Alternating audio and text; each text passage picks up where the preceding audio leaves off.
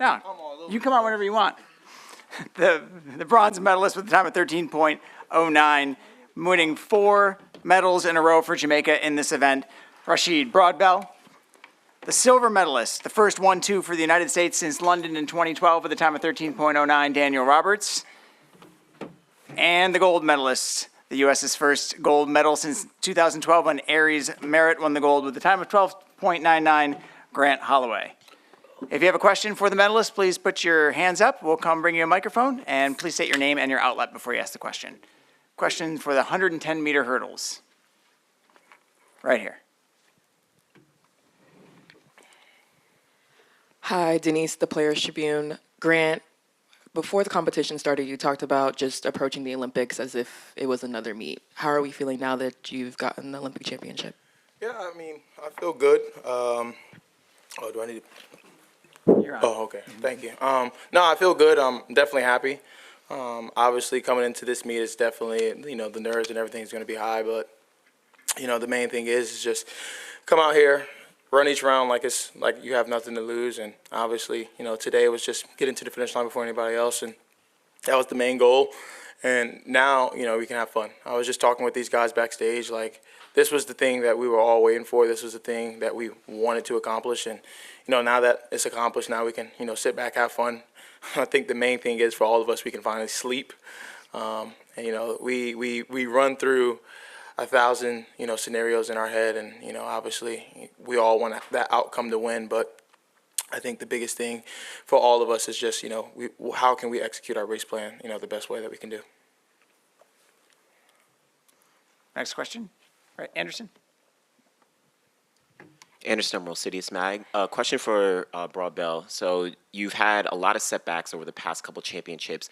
What was the mental state that you were in to prepare for this Olympic Games to be able to get on the podium? For me, it was really tough. I had to there's some times when you want to cry, sometimes when you was like, all right, I can't make it. But, my inner circle, they motivate me every day. My dad, my girlfriend, my mom, my coach, my little friends that I have on the game. They motivate me every day to just stay focused and just drive, push on despite whatever obstacle I have. I do hurdles, so I have to get over it. So I feel like we did that tonight, got over those obstacles that I've been carrying all season, and we produced a medal.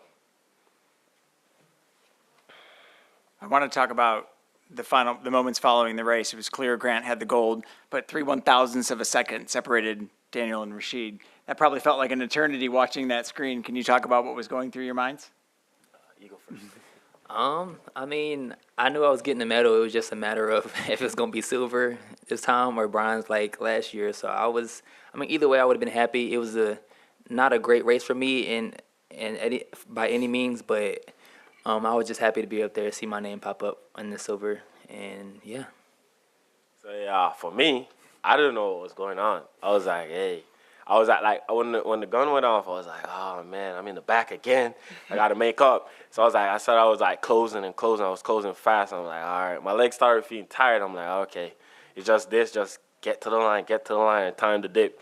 When I look up, I was like, okay, it's tight. And then I was like, okay, silver or bronze. I'm like, I just wanted to be on the podium. Given everything this season, just being on the podium, it's just like a moment you your first time, when you got your first toy or your first candy, it's just a grateful moment. I'm just feeling truly grateful. Other questions right here, and then your neighbor there. I tried to be brotherly. You feel me? Someone take the mic. Everybody gets a turn. No, you could. Marcus Thompson from the Athletic. Grant, is there a chance you could maybe run more events? It feels like you have a lot to give out there. USATF doesn't want my talent. They don't want me. I'm the lost kid on Toy Story. I get thrown in a corner and I'm lost for 6 months. They don't want my talent. Right now I'm in the event with some killers. Obviously sitting side by side. I'm in an event that I truly do love, but I don't see myself switching. I don't see myself going somewhere else. Obviously, the thing that I wanted to complete was my career Grand Slam, and I was able to complete that at the age of 26. So obviously I can, switch and dibble and dab in other events, but I don't want to.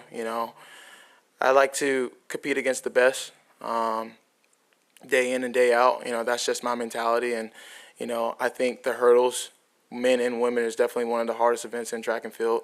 So I just want to be able just to stick in that moment and continue just to show my excellence there.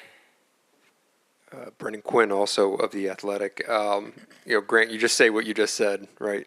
They don't want your talent, and you've said in the past, Grant Holloway doesn't sell tickets, et cetera, et cetera. How much of this is self-deprecation? How much of this is the thing that you use to, whatever, energize yourself? You know what I mean? Yeah, I think I'm one of the top 5 athletes in this sport, and I get treated, I think lesser than.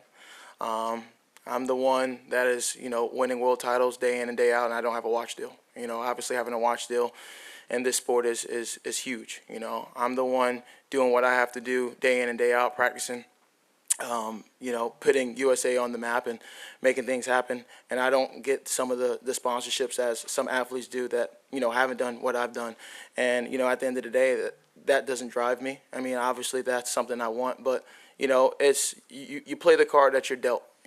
In poker you can get pocket aces, but if someone has pocket kings and the king pop on the board, you're screwed. So it's just one of the things where, it's a blessing in disguise. I want the watch deal. I wanna have that recognition, that some athletes have in this sport, but I'm not the one to count pockets. I'm not the one to count, I'm not the one to show jealous or envious, So my biggest thing is as I continue to grow in this sport, I want to continue just to uplift the 110 hurdles. Obviously, we put on great performances every year. Broadbell last year running 1294 at his trials. Obviously, Daniel at our USA trials. Sorry, whenever I'm not running, he's killing the USA title. But we are doing what we have to do to bring attention to this sport, and do I believe that we all deserve that recognition? Absolutely. But I don't think none of us get it. And I think the biggest thing is we just want to just continue just to show how exciting, this event was. We were the last event tonight after the women's long jump, and obviously Sydney McLaughlin's doing Sydney McLaughlin's things, but that race itself was exciting. You look at second and third position, like he said, you're looking at that board, you're looking at that board, you're looking at that board, and, it's that type of excitement. And, for Broadbell to get his first medal, like you said, it's brand new. It's great for him. I'm happy for him. He was definitely supposed to get a medal last year, but unfortunate things happen. But that's the hurdles. So just continue to uplift this sport, and I will continue to say I don't sell tickets. I will continue to say that I feel like I'm lesser than in this sport. But at the end of the day, I've always said as long as my coach, my family, and myself, as long as I can take care of all of them, I don't need none of it. I just need to follow up with a clarification. Is it the event? Is it your personality? Like, what do you think it is that you're less than? I think I have the full package. Personality, I know how to talk, but I just think, I think they just put their energy elsewhere, and I think it's unfair. But, I play the hand I'm dealt, and at the end of the day, I can wear pocket 2s in my hands. You can have the pocket aces. That was really good. Oh my gosh, I am really like that. Yeah, we're quoting that. That was good.